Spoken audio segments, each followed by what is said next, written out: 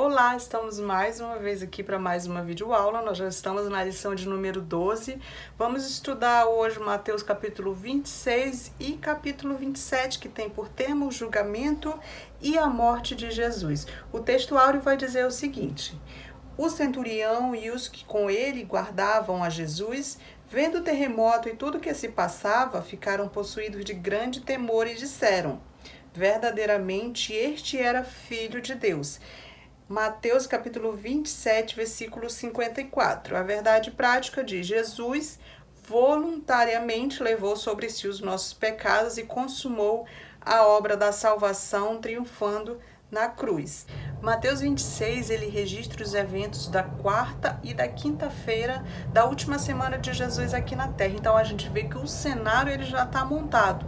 Jesus fez a sua entrada triunfal no domingo de Ramos e a gente vê que essa entrada triunfal de Jesus foi evidenciada por um período de grande fluxo na Cidade Santa, porque era comemorada a festa da Páscoa. Então, a quantidade de pessoas na cidade, ela praticamente quintuplicava nesse período. Então, era um período que tinha uma quantidade de pessoas muito elevada. E o povo judeu, ele fazia essa celebração da Páscoa, que era a celebração da sua libertação do Egito.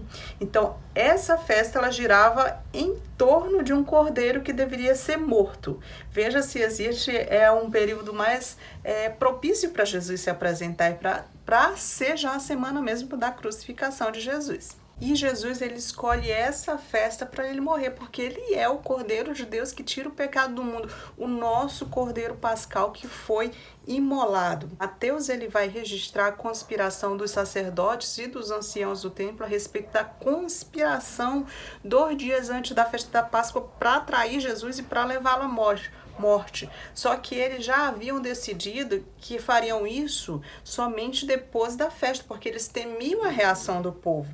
Só que Deus já havia decidido que não seria a vontade deles que prevaleceria, mas seria o que Deus já tinha planejado, que ele seria morto, Jesus seria morto durante a festa da Páscoa. Porque assim diz a profecia, e a profecia se cumpriu, que diz: os reis da terra se levantam e os príncipes conspiram contra o Senhor e contra o seu ungido. Está lá em Salmo capítulo 12, versículo 2. Vale ressaltar que a iniciativa de se opor a Jesus é tomada pelos principais sacerdotes e pelos anciãos do povo na sala de Caifás, que era o sumo sacerdote. O tópico 1 vai dizer: atos anteriores à prisão. O subtópico 1 de Jesus é ungido e traído. Pois derramando este perfume sobre o meu corpo, ela o fez para o meu sepultamento. Referência a Mateus capítulo 26, versículo 12. Agora nós encontramos Jesus para um jantar na casa de Marta, Maria e Lázaro.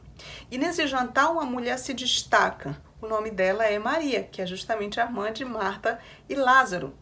O que no conceito dos discípulos era tido como um desperdício aos olhos do Mestre, aos olhos de Jesus, ele interpretou como uma unção preparatória para o seu sepultamento. E Maria, ela vem com um vaso de alabastro cheio de perfume preciosíssimo, nardo puro, contendo 1 libra de perfume, que seria aproximadamente meio litro. E a gente nota que ela não abriu o vaso, mas ela quebrou e derramou sobre a cabeça de Jesus. E o fato de ela não ter aberto o vaso e ter quebrado o vaso, isso quer dizer que ela não queria que sobrasse nenhuma gota desse perfume. Ela queria usar todo ele ali para ungir Jesus. Ou seja, ela estava colocando o seu melhor, tudo que ela tinha a serviço de Jesus. E esse perfume raríssimo, preciosíssimo, Judas Iscariotes, ele avaliou no valor de 300 denários. Só para a gente ter uma ideia, 1 denário era equivalente a 1 dia de trabalho de um trabalhador normal. Ou seja, ela entregou tudo a Jesus. Essa jovem pobre que morava numa aldeia pobre, que vinha de uma família pobre, certamente comprou esse perfume preciosíssimo gota a gota, grama a grama, para o dia mais precioso, para o dia mais importante da sua vida, que era o seu dia de núpcias. Mas ela decidiu, ela colocou a serviço do rei o que ela tinha de melhor, ela colocou a serviço de Jesus o seu melhor. E a gente nota que Maria, ela enfrentou as críticas que surgiram, porque quem deveria apoiá-la, quem deveria estar feliz com seu ato, se indignou contra ela, que foram os discípulos. A palavra de Deus diz que os discípulos de Jesus indignaram-se contra Maria, que eles murmuraram contra ela e a molestaram, mas mesmo assim ela enfrentou as críticas, porque a motivação dela era muito maior do que aquelas críticas. Ela estava motivada para expressar o seu amor e toda a sua gratidão por Jesus. Então nós, do mesmo modo, devemos viver desta forma, viver de forma grata. A nossa motivação seja a nossa gratidão por tudo que recebemos de Jesus, e que não possamos apenas falar de gratidão, que não possamos apenas agradecer com nossas palavras por tudo que recebemos de Jesus, mas que nós possamos, através das nossas ações, agir de forma grata, viver de forma grata ao nosso Senhor. E que aprendamos com Maria, que fez o seu melhor sem esperar aplauso dos homens, que nós façamos o nosso melhor sem esperar o reconhecimento dos nossos líderes da igreja, mas que façamos o melhor para o Senhor, porque se nós quisermos servir o nosso Rei, não podemos temer críticas. Nós devemos buscar sim a aprovação de Deus, a aprovação de Jesus. Essa deve ser a nossa maior motivação. E Judas, que era ladrão, ele fica indignado com Maria por conta desse desperdício. Aí a gente vê Judas e Maria sendo colocados lado a lado. Só que a gente vê que são colocados em lados extremos, porque nós encontramos Maria, que gasta livremente por amor com Jesus, e no outro extremo nós encontramos Judas vendendo Jesus por dinheiro. E se nós formos observar, foi desse banquete que Judas saiu para negociar a venda de Jesus com os principais sacerdotes por 30 moedas de prata. E 30 moedas de prata corresponderia a 1/10 do valor do perfume que Maria dedicou a Jesus. Ou seja, seria um mês de trabalho de um trabalhador que trabalhasse por diária, corresponderia a um mês de salário. Podia-se comprar com esse valor um escravo. E se um boi chifrasse um escravo, o dono deste teria direito a receber este valor. E nós vemos que a motivação que Judas tinha para entregar Jesus era a ganância, era o amor ao dinheiro. E nós encontramos aqui uma solene advertência contra os perigos do amor ao dinheiro. Porque Judas, nós notamos que ele era um discípulo, ele era um apóstolo, mas ele nunca foi convertido. Ele era ladrão, a palavra de Deus diz que ele era ladrão. Satanás agora, ele renova o seu ataque contra Jesus. Ataque esse que ele havia suspenso temporariamente.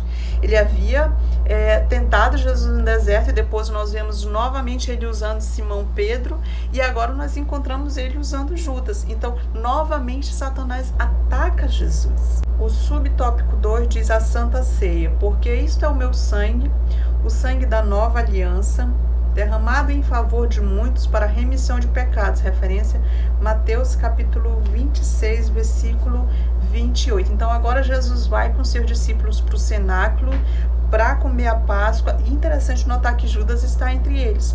E Jesus, mesmo sabendo que o inimigo já havia colocado no coração de Judas a intenção de traí-lo, Jesus mesmo assim demonstra o seu amor por Judas.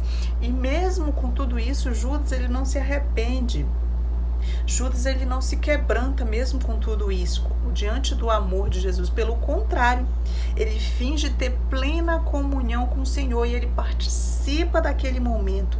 Mas Jesus ele pronuncia um ai contra Judas, um ai de juízo contra Judas, que dissimuladamente estava participando à mesa da comunhão depois de ter recebido dinheiro para trair Jesus. E é nesse momento que Satanás entra em Judas e ele sai da mesa para se unir aos seus inimigos e trair Jesus. A Páscoa é a maior festa do povo judeu.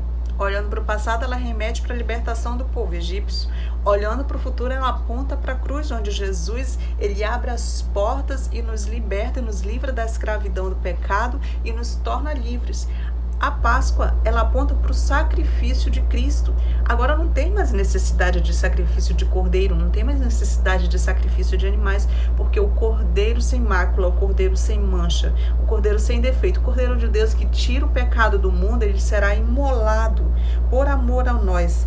Ele será como um sacrifício único e sacrifício perfeito. Então aqui Jesus ele institui a ceia como memorial da sua morte até a sua vinda. Então nós encontramos dois símbolos aqui representados, onde Jesus abençoa o pão, ele parte, ele toma o vinho e dá graças. Então pão e vinho aqui representados como corpo e sangue de Cristo. Por meio do pão e vinho, contemplamos pela fé o corpo e o sangue de Cristo e nos apropriamos pela fé de todos os seus benefícios. Então, o derramamento do sangue indica para nós a morte de Jesus na cruz, na qual inaugura uma nova aliança. E a morte iminente de Jesus substituirá os sacrifícios da lei antiga, como um novo modo de aproximação a Deus. E ao ler os evangelhos sinóticos, nós observamos que a Santa Ceia ela é uma ordenança, quando Jesus diz, fazei isto. Nós observamos também que a ceia do Senhor é uma comemoração, quando ele diz, fazei isso em memória de mim. A ceia do Senhor também é um agradecimento, quando ele diz, e tomando pão, tendo dado graças, o partiu. Interessante notar que Jesus ele não parte o pão, símbolo da sua dolorosa morte, como um lamento, como algo triste, não. Ele dá graças, ou seja, é um momento de comunhão. Isto é o meu corpo oferecido por vós. Isso também é uma garantia.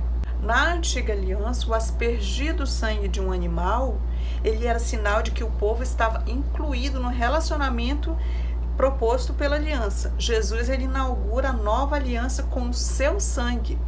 Quando diz, pelo sangue temos livre acesso à presença de Deus, ou seja, o antigo pacto ele era ratificado com o sangue dos animais. E na nova aliança, o novo pacto, ele é ratificado no sangue de Cristo Jesus. O subtópico 3 vai dizer o Getsemane, referência a Mateus capítulo 26, versículo 40, e diz, e voltando para os discípulos, achou-os dormindo e disse a Pedro, então nem uma hora pudestes vós vigiar comigo? O jardim do Getsemane, ele fica no sopé do Monte das Oliveiras, e ele significa, a palavra Getsemane significa prensa de azeite, lagar de azeite. Lagar de azeite é onde as azeitonas elas eram esmagadas, ou seja, tem tudo a ver com o que vai acontecer com Jesus. O evangelista João ele vai nos dizer que Jesus ele saiu do cenáculo direto para o jardim do Getsemane. Lembrando que no cenáculo Jesus ensinou os seus discípulos a respeito de humildade, que foi quando ele lavou os seus pés. Foi no cenáculo que Jesus alertou e desmascarou, na verdade, Judas como traidor. Foi no cenáculo que Jesus falou sobre Pedro, que ele havia de negá-lo. Foi no cenáculo também que Jesus ele consolou os seus discípulos, falando a respeito do envio do Espírito Santo e falou também a respeito da sua volta. Foi no cenáculo que Jesus orou por eles, e só depois de todo esse cuidado pastoral que Jesus teve com os seus discípulos, só a partir daí que ele travou essa luta renhida no jardim do Getsemane. O profeta Isaías ele descreve Jesus como homem de dores, que sabe o que é padecer. Jesus ele começou a ser tomado por muito pavor e muita angústia, e tanto que ele chegou a dizer, a minha alma está profundamente triste até a morte. Então Jesus ele estava tomado de pavor e angústia pela antevisão de que ele seria abandonado pelo Pai. Este era o cálice amargo que ele estava prestes a beber, o que o levou a um forte clamor e lágrimas. O mestre, ele provou o amargo cálice da morte, não apenas o cálice da morte, mas o cálice da morte pelos nossos pecados. Ele rendeu-se completamente à vontade do Pai e bebeu o cálice da ira de Deus contra o pecado até a última gota. Nós deveríamos sofrer essa condenação, a condenação que nós deveríamos sofrer, ele sofreu por nós. E no Getsemane, Jesus orou, e não apenas orou, como ele também ordenou que os seus discípulos orassem. E ele apontou também a vigilância e a oração como um modo de escape das tentações. Jesus ele orou por 3 vezes, e a palavra de Deus diz que ele suou gotas como de sangue, não para fugir da vontade de Deus, mas para poder fazer a vontade de Deus. E a ciência médica denomina esse fenômeno de suar gotas como de sangue com o nome de diapédice, dando como causa uma violenta comoção mental. E foi esse o ponto culminante do sofrimento de Jesus à sombra da cruz. E Jesus, depois de orar 3 vezes e mais intensamente, agora ele se apropria da sua vitória. E Marcos vai registrar que ele fala para os seus discípulos, basta, Chegou a hora e Jesus agora ele se levanta para ir ao encontro da turba. Ele estava pronto, a paixão começa a partir de agora e ele caminha para a cruz como um rei caminha para a sua coroação. Ele agora triunfou de joelhos no Getsemane e ele está pronto para enfrentar os seus inimigos e morrer na cruz. O tópico 2 vai dizer prisão e julgamento de Jesus. O subtópico 1 diz a prisão. Mateus 26, 47, falava ele ainda, e eis que chegou Judas, um dos 12, e com ele grande turba com espadas e porretes, vindo da parte dos principais sacerdotes e dos anciãos do povo. Uma série de profecias, elas se cumpriram aqui. Judas traiu Jesus, os sacerdotes e os anciãos o prenderam, os discípulos o abandonaram, mas o tema central, o personagem central continua sendo Jesus. E a sua calma impressionante e a sua disposição para enfrentar todos os obstáculos que apareciam na sua frente, na verdade, era um resultado da sua batalha espiritual em oração lá no Jardim do Getsemane. E se nós observarmos a sua caminhada, desde o Jardim do Getsemane até o Calvário, haviam sido pronunciadas muitos séculos antes de Jesus vir ao mundo. Mas a ira dos seus inimigos, a rejeição que Jesus recebeu do seu próprio povo, o tratamento que Jesus recebeu como um criminoso, tudo isso que aconteceu foi conhecido e foi profetizado muito antes. Agora Jesus se levanta e diz: aí vem chegando o homem que está me traindo. E quando Jesus ainda está falando isso, chega Judas Iscariotes com uma grande turba para prender Jesus. E essa grande turba era capitaneada por Judas Iscariotes. E ela tinha um intuito, ela foi destacada somente para prender Jesus. E é interessante lembrar que ela vinha da parte dos principais sacerdotes e dos anciãos do povo. Nesta mesma grande turba estavam alguns sacerdotes e alguns anciãos do templo. Interessante lembrar também que o Sinédrio tinha a seu dispor uma escolta para garantir a segurança do templo e a ordem do templo. João ele vai mencionar uma escolta que consistia em 600 homens, ou seja, 1/10 de uma legião. E esse grupo ele foi armado com tochas, com espadas e com porretes para prender Jesus. E Judas ele usa uma senha para entregar Jesus, que é um beijo. Lembrando que no tempo antigo era normal saudar um rabino com um beijo. Isso indicava respeito, indicava afeto por um superior amado. Mas Judas ele foi desmascarado por Jesus quando Jesus diz: Judas, com um beijo traz o filho do homem. E Pedro ele saca a sua espada para desferir golpes. E João ele vai dizer que quem desferiu esse golpe contra Malco foi justamente Pedro. Interessante nós notarmos que Mateus, Marcos e Lucas eles não citam o nome nem do atingido e nem de quem o atingiu com este golpe. Mas tem uma explicação para isso. Porque enquanto o Sinédrio detinha o poder, a sabedoria determinava que não citasse o nome de Pedro. Contudo, escrevendo depois da morte de Pedro e depois da destruição de Jerusalém, João ele não era mais acometido por esse temor, por isso que somente ele cita tanto o nome de Pedro quanto o nome de Malco. Então, os discípulos que haviam prometido fidelidade irrestrita a Jesus hora antes, agora eles fogem, mas Jesus ele já sabia de tudo isso. Por isso que ele profetizou que o rebanho seria espalhado quando o pastor fosse ferido. O subtópico 2 vai dizer perante o Sinédrio, referência a Mateus capítulo 26, versículo 57, que diz: E os que prenderam Jesus o levaram à casa de Caifás, o sumo sacerdote, onde se haviam reunido os escribas e os anciãos. Então nós encontramos aqui que o processo que culminou na morte de Jesus, ela continha enormes erros. As autoridades judaicas elas atropelaram todas as normas legais no julgamento de Jesus. Na verdade, tanto na prisão no Getsemane quanto no seu interrogatório na casa de Caifás, os sumos sacerdotes, eles revelaram grandes erros na condução desse processo. Mas se nós formos ver, na verdade, essas autoridades elas já haviam decidido condenar Jesus à morte, mesmo antes do interrogatório, elas já tinham tramado tudo isso. Na verdade, as suas leis elas não permitiam a um prisioneiro ser interrogado pelo Sinédrio à noite. Também não permitiam ser interrogado no dia anterior ao sábado, nem no dia anterior a uma festa. Todas essas sessões estavam proibidas. Nenhuma pessoa podia ser condenada sem o testemunho de 2 testemunhas. E o Sinédrio havia contratado testemunhas falsas. Lembrando que o anúncio de uma pena de morte só podia ser feito um dia depois do processo. Nenhuma condenação poderia ser feita no mesmo dia. Mas eles sentenciaram Jesus à morte durante a noite e já pela manhã eles levaram essa pena de morte que eles já haviam decidido até Pilatos para que ele lavrasse esta pena de morte. E Jesus passou por 2 julgamentos, um eclesiástico e um civil. O eclesiástico, no caso, na mão dos judeus e o civil na mão dos romanos. Mas ambos os julgamentos, tanto o julgamento judaico quanto o julgamento romano, eles tiveram 3 estágios. O julgamento judaico foi aberto por Anás, o sumo sacerdote. Em seguida, Jesus foi enviado ao tribunal pleno para ouvir as testemunhas.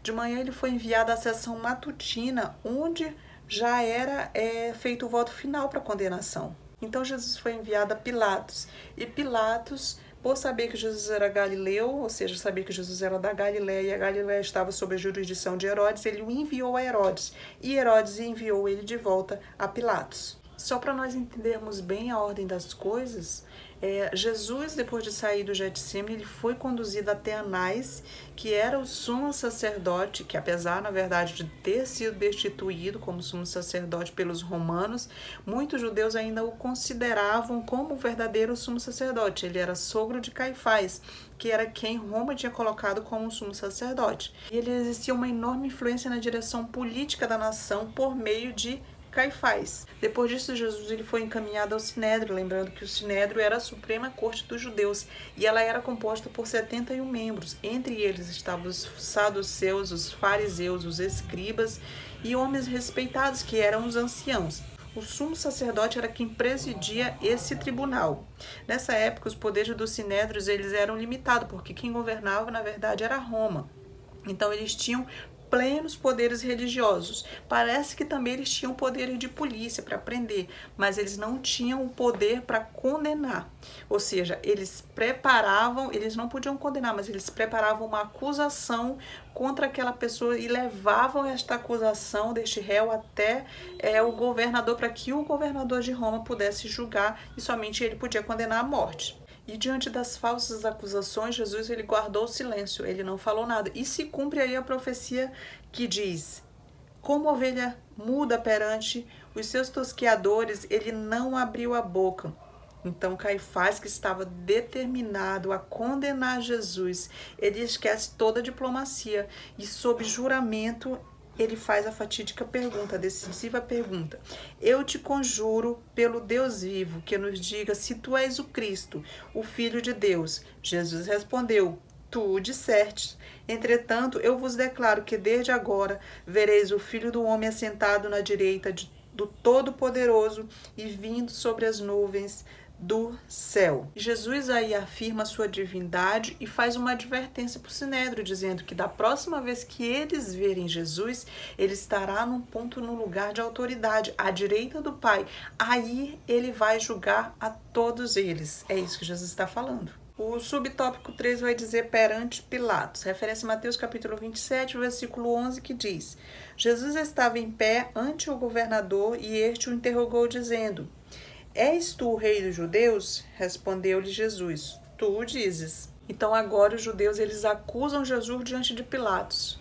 Os anciãos e os sacerdotes, por ciúmes e por inveja, porque eles não queriam perder a sua popularidade, eles não queriam perder o poder, porque eles haviam encontrado meios de enriquecer por meio da religião. E eles estavam muito mais preocupados com a sua glória pessoal do que com a salvação. Então, como eles não tinham o poder de condenar, como eles não tinham o poder de matar ninguém, por isso eles enviam agora Jesus até Pilatos. Pilatos, que era o 5º governador romano da Judéia. E logo que levaram Jesus ao pretório, Pilatos saiu e lhes perguntou: que acusação vocês têm contra esse homem? E os sacerdotes, eles falaram de várias acusações contra Jesus. Entre elas, eles acusaram ele de ser um malfeitor, eles acusaram Jesus de insubordinação, acusaram-no também de agitador do povo, acusaram ele de blasfêmia, acusaram ele de sedição. Por inveja, eles acusaram Jesus de sedição política, colocando Jesus contra o Estado, contra Roma e contra César. E durante as últimas horas da sua vida, em 4 ocasiões diferentes, Jesus ele não abriu a sua boca. Primeiro diante de Caifás, segundo diante de Pilatos, terceiro diante de Herodes e quarto novamente diante de Pilatos, ele não abriu a sua boca. Certo é que Pilatos ele estava convencido da inocência de Jesus e ele demonstrou isso por 3 vezes.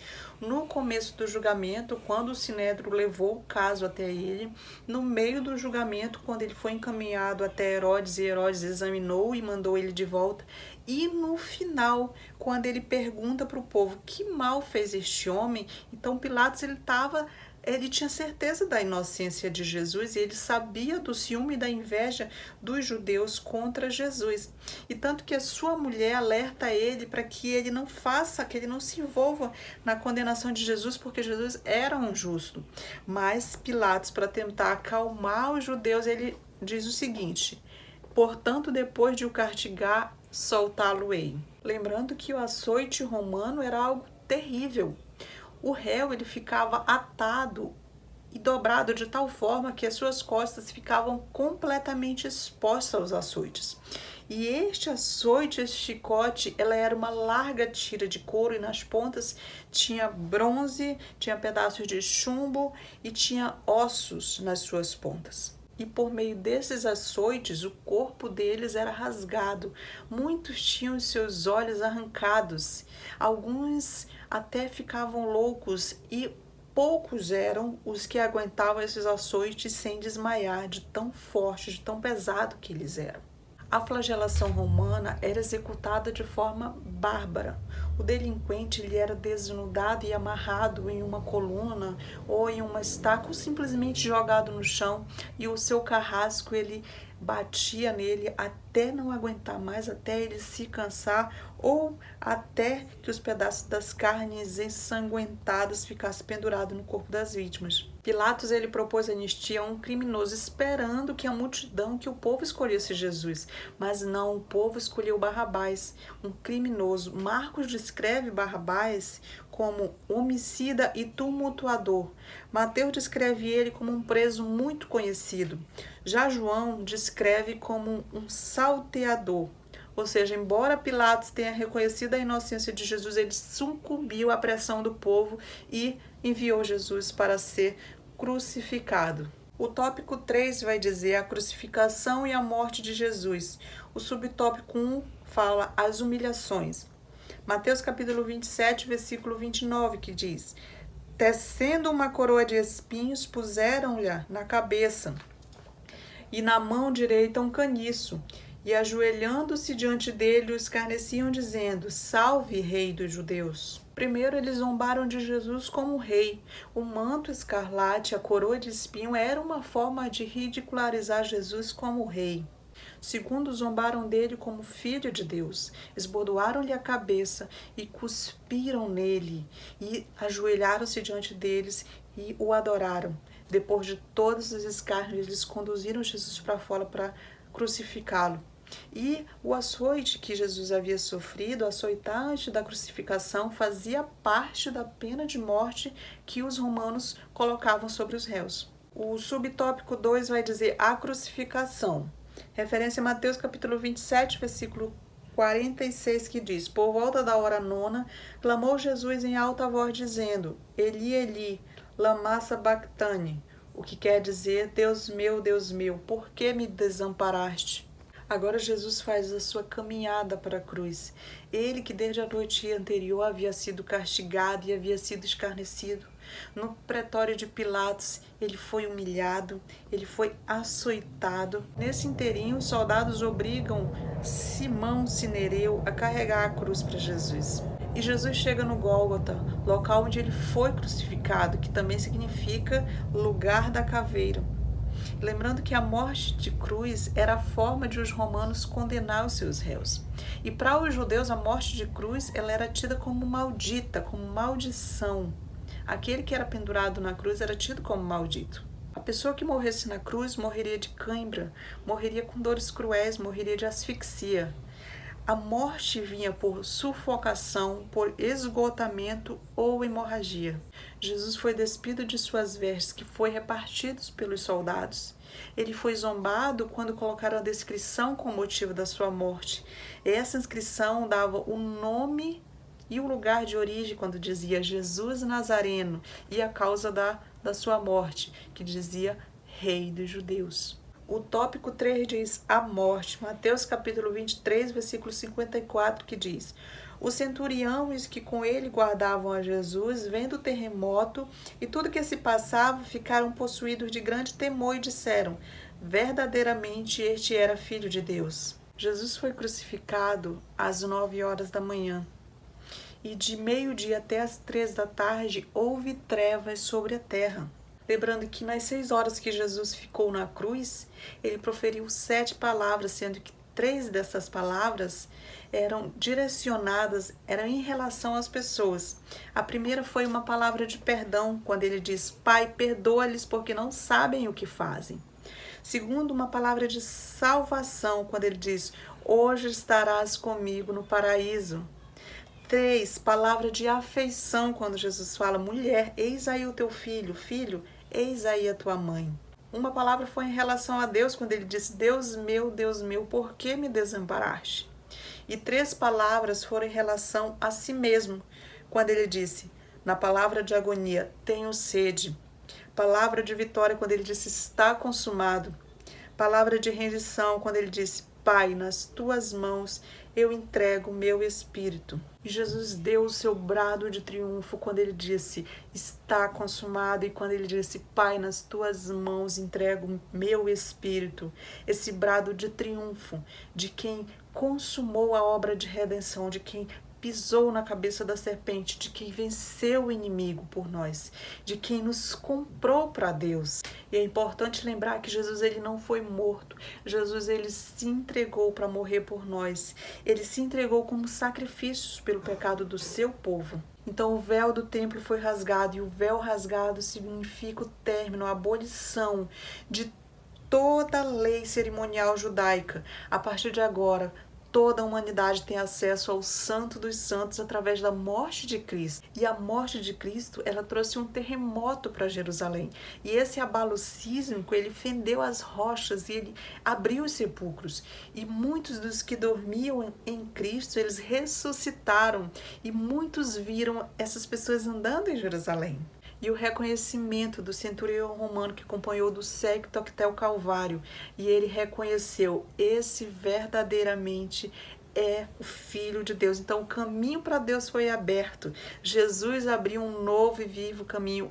Ele é o caminho, a verdade e a vida. Realmente, sem a morte de Cristo, não teríamos como nos achegar a Deus, estaríamos separados de Deus, mas através da morte e ressurreição de Cristo, nós temos acesso direto ao Pai.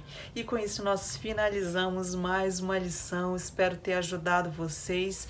Não esqueçam de curtir, compartilhar, comentar, se vocês puderem encaminhar o vídeo para os seus grupos de WhatsApp, para os seus amigos, para outras pessoas, para que a palavra de Deus seja pregada. Vamos levar esta palavra a todas as pessoas. E não esqueçam de, antes de você dar aula, você pedir ajuda do Espírito Santo. O doce Espírito é quem nos ensina, é quem nos guia, que nos orienta o que nós devemos falar. Que Deus abençoe a cada um de vocês. Fiquem com Deus e até a próxima. Tchau!